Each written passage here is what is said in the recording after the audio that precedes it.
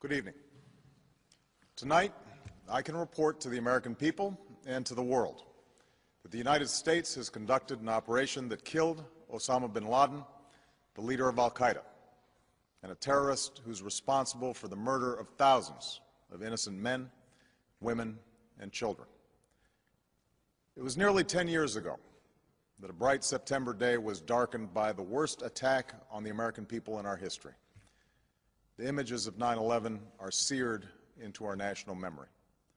Hijacked planes cutting through a cloudless September sky, the Twin Towers collapsing to the ground, black smoke billowing up from the Pentagon, the wreckage of Flight 93 in Shanksville, Pennsylvania, where the actions of heroic citizens saved even more heartbreak and destruction. And yet we know that the worst images are those that were unseen to the world.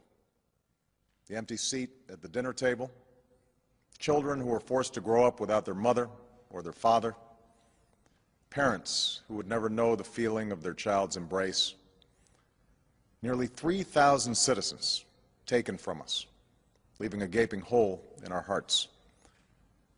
On September 11th, 2001, in our time of grief, the American people came together.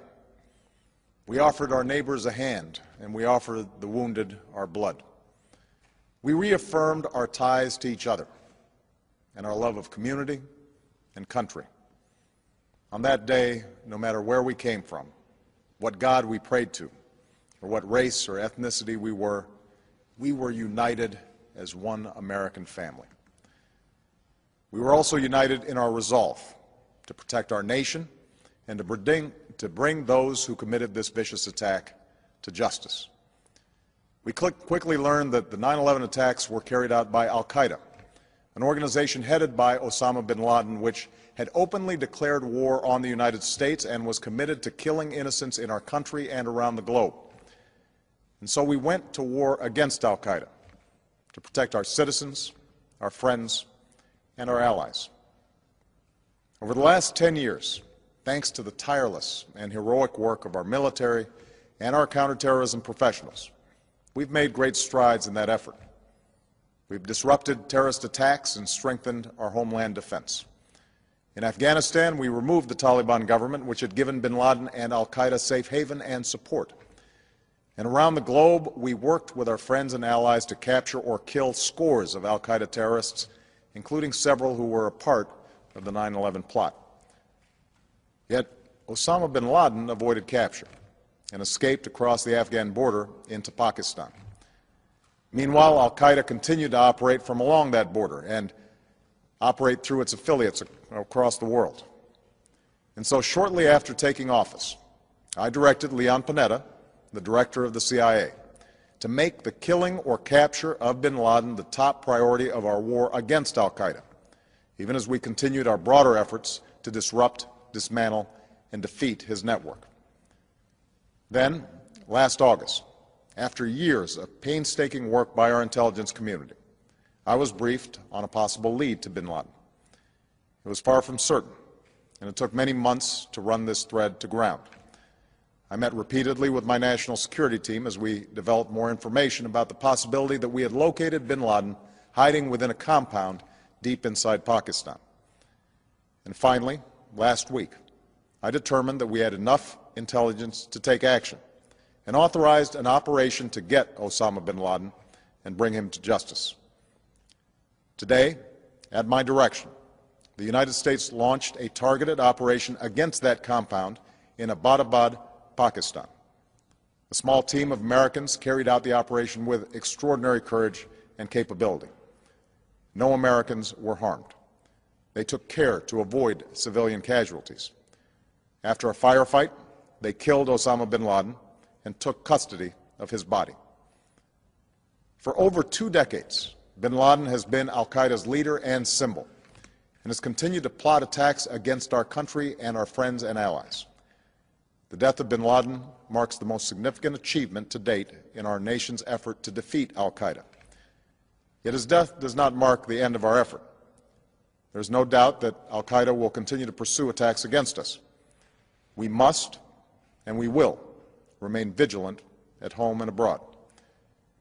As we do, we must also reaffirm that the United States is not and never will be at war with Islam. I've made clear, just as President Bush did shortly after 9/11, that our war is not against Islam. Bin Laden was not a Muslim leader. He was a mass murderer of Muslims. Indeed, al-Qaeda has slaughtered scores of Muslims in many countries, including our own. So his demise should be welcomed by all who believe in peace and human dignity. Over the years, I've repeatedly made clear that we would take action within Pakistan if we knew where bin Laden was. That is what we've done. But it's important to note that our counterterrorism cooperation with Pakistan helped lead us to bin Laden and the compound where he was hiding. Indeed, bin Laden had declared war against Pakistan as well and ordered attacks against the Pakistani people. Tonight, I called President Zardari, and my team has also spoken with their Pakistani counterparts. They agree that this is a good and historic day for both of our nations. And going forward, it is essential that Pakistan continue to join us in the fight against al-Qaeda and its affiliates. The American people did not choose this fight. It came to our shores and started with the senseless slaughter of our citizens. After nearly 10 years of service, struggle, and sacrifice, we know well the costs of war. These efforts weigh on me every time I, as Commander-in-Chief, have to sign a letter to a family that has lost a loved one, or look into the eyes of a service member who's been gravely wounded. So Americans understand the costs of war. Yet, as a country, we will never tolerate our security being threatened, nor stand idly by when our people have been killed. We will be relentless in defense of our citizens and our friends and allies. We will be true to the values that make us who we are. And on nights like this one, we can say to those families who have lost loved ones to al-Qaeda's terror, justice has been done. Tonight, we give thanks to the countless intelligence and counterterrorism professionals who've worked tirelessly to achieve this outcome. The American people do not see their work nor know their names, but tonight they feel the satisfaction of their work and the result of their pursuit of justice. We give thanks for the men who carried out this operation, for they exemplify the professionalism, patriotism, and unparalleled courage of those who serve our country. And they are part of a generation that has borne the heaviest share of the burden since that September day. Finally, let me say to the families who lost loved ones on 9/11 that we have never forgotten your loss, nor wavered in our commitment to see that we do whatever it takes to prevent another attack on our shores. And tonight, let us think back to the sense of unity that prevailed on 9/11. I know that it has at times frayed, yet today's achievement is a testament to the greatness of our country and the determination of the American people. The cause of securing our country is not complete, but tonight we are once again reminded that America can do whatever we set our mind to. That is the story of our history.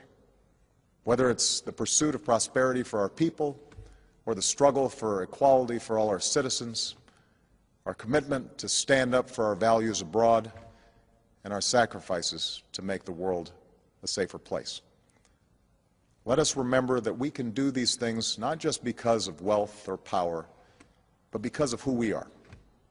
One nation, under God, indivisible, with liberty and justice for all. Thank you. May God bless you, and may God bless the United States of America.